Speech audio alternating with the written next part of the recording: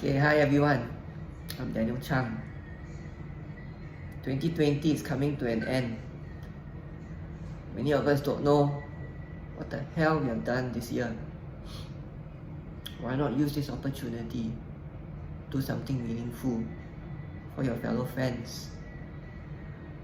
Stand in solidarity with us, LivesofSG, raising awareness for what truly matters. Community in unity, unity in diversity. Remember, pressure is a privilege. We hold fast, we stay true. Through the years, I was fortunate to have met many people who helped me along the low points, the multiple low points in my life. And now I want to pay it forward.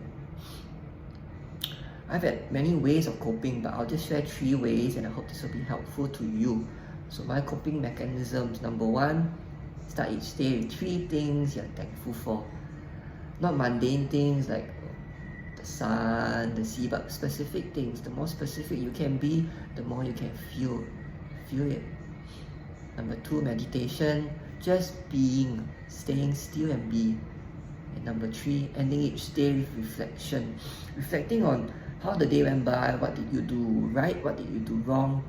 Never beat yourself up for the mistakes you made. Remember, good people make bad decisions. What does it mean? Doesn't mean you're bad. It just means that you are human. So my positive message for you today, it's okay to be not okay. It is what it is. We are who we are.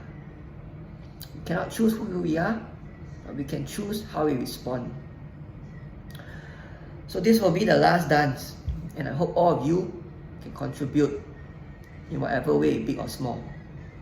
Merry Christmas, Happy New Year, cheers to a brighter, sunnier, livelier 2021. God bless.